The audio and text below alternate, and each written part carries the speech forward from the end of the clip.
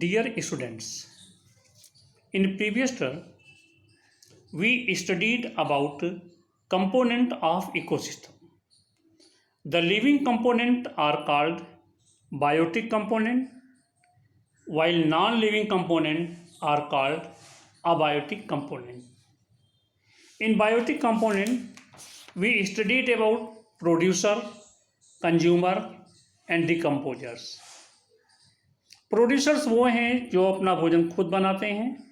Consumers are organism which feed and depend on other organism for their nutritive needs. इसके जो abiotic component हैं उनमें inorganic substance हैं, जैसे गैसेस हैं, कार्बन डाइऑक्साइड है, ऑक्सीजन है, वाटर है, मिनरल्स एलिमेंट्स है. ऑर्गेनिक कंपोनेंट्स में protein, carbohydrate, fats, humic substances, sewage and animal waste. Climate component में लाइट, टेम्परेचर, ह्यूमिडिटी और सॉइल पर हम बात कर चुके हैं. अब थोड़ा आगे चलते हैं और समझने की कोशिश करते हैं फंक्शनिंग ऑफ इकोसिस्टम की, कि इकोसिस्टम कैसे फंक्शन करता है. तो energy is essential for life. No living organisms can survive without energy. जब तक एनर्जी है तब तक हम जिंदा हैं. हमारी एनर्जी खत्म तो we are dead. So as you know that's ecosystem is a dynamic unit and its dynamics depend on following factors. तो किस पर डिपेंड करता है? फ्लो ऑफ एनर्जी पर, फूड चेन पर और फूड वेब पर. आज सबसे पहले हम बात कर रहे हैं फ्लो ऑफ एनर्जी की, कि एनर्जी का फ्लो कैसे होता है. As you know that sun is ultimate source of energy and all the green plants synthesize their own food in the presence of sunlight. That means all the green plants trap solar energy and convert it into chemical energy.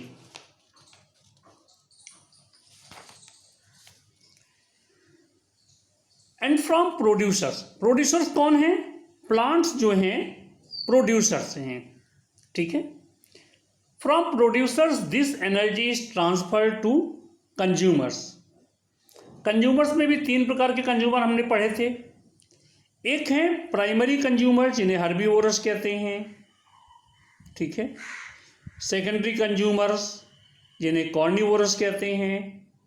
और इसके अलावा top carnivorous.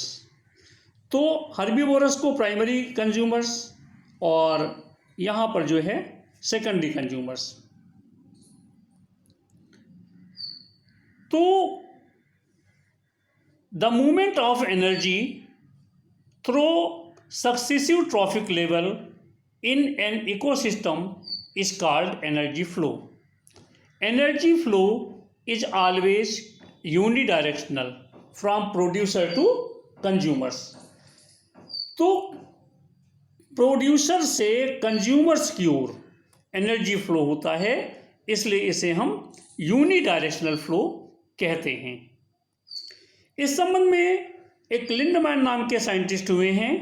उन्होंने 10% law दिया है. An average of 10% of energy is transferred from one trophic level to the next. About 10% of the food eaten is turned into biomass and is available for the next level of consumers. इसी पर आधारित है हमारे पास food chain. कौन किसको खाता है? तो energy flow through different trophic level maintain ए लिंक और chain among biotic component in different trophic levels. That means all biotic components from producers to consumers are linked together for their nutritive needs. This chain of organism in which organisms are linked together for their food requirement is called food chain. जैसे आप देख रहे हैं यहाँ पर producers है, producer से herbivorous, herbivorous के बाद फिर प्राइमरी कंज्यूमर, प्राइमरी कंज्यूमर के बाद सेकेंडरी कंज्यूमर, फिर टर्चरी कंज्यूमर। हर्बीवोरस को ही हम प्राइमरी कंज्यूमर्स कहते हैं। तो the size of food chains are limited up to 3 और 4 स्टेप। जैसे ग्रीन प्लांट्स है, फिर हर्बीवोरस है, प्राइमरी कंज्यूमर है, सेकेंडरी कंज्यूमर्स है, टॉप कार्निवोरस है। तो यहाँ पर 4 स्टेप आप देख रहे हैं। इन सब को मरना है एक ना एक दिन। तो after the death the decomposers will decompose producers as well as consumers. तो due to energy limitation in most of the cases the number of individual at higher trophic level is lesser than the number of individual at lower trophic level।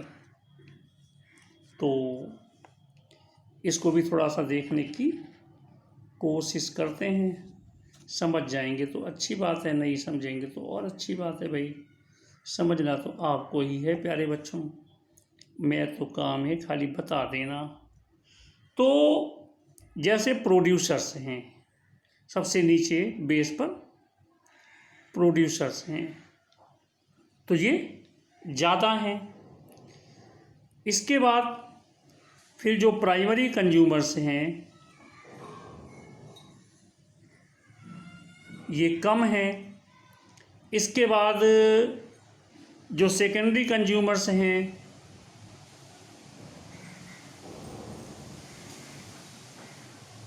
वो और थोड़े कम हो गए। इसके बाद जो tertiary consumer हैं उनकी संख्या और कम हो गई। और सबसे लास्ट में टॉप कार्निवोरस हैं, इनकी संख्या और कम हो गई। तो मैं कहना चाहता हूं कि due to energy limitation is in the most of the cases the number of individual at higher trophic level is lesser than the number of individual at lower trophic level. That is, greatest number is that of the producers. Similarly, the biomass of producer is highest in an ecosystem. तो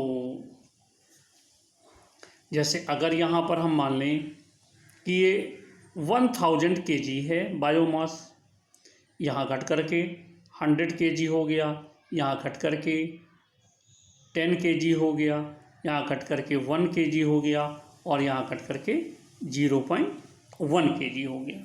तो जैसे जैसे ऊपर की ओर बढ़ेंगे वैसे वैसे biomass भी जो है कम होता रहेगा। तो एक बात समझ लें कि each food chain consist of many steps या many energy levels like producer level, primary consumer level, secondary consumer levels and tertiary consumer levels and top carnivores. Each such step or energy level is called trophic level। तो जो herbivorous हैं वो directly depend हैं किस पर, producers पर। तो herbivores second trophic level बनाएंगे। Carnivores occupy third trophic level as they depend on herbivores. Very large carnivorous occupy the 4th trophic level, 1, 2, 3, 4, 5 तक पहुंचा सकते हैं। तो इस प्रकार से इसके अलावा जब इकोसिस्टम में कई फूड चेन एक साथ काम करती हैं तो उसे फूड वेव कहते हैं। जैसे ग्रीन प्लांट्स हैं, ग्रीन प्लांट्स को रैट भी खा रहा है, इंसेक्ट भी खा रहा है और रैबिट भी खा रहा है। इंसेक्ट को फ्रॉग ने लिया, फ्रॉग को स्नेक ने खाया।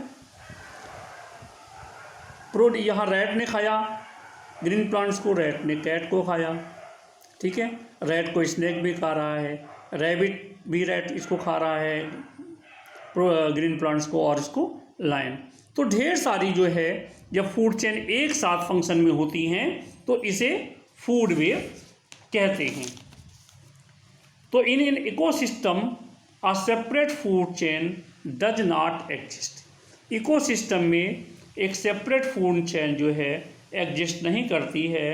Normally there is an interconnection of various food chains in ecosystem. This interconnection of many food chain is known as food wave. A food wave expresses the pattern of energy and nutrient flow throughout the ecosystem. जैसे आपको मैंने ये examples दिए हैं, इन्हें आप देखिएगा और लिखने की कोशिश करिएगा। That's all. इसके बाद थोड़ी सी और बात करते हैं हम आपसे।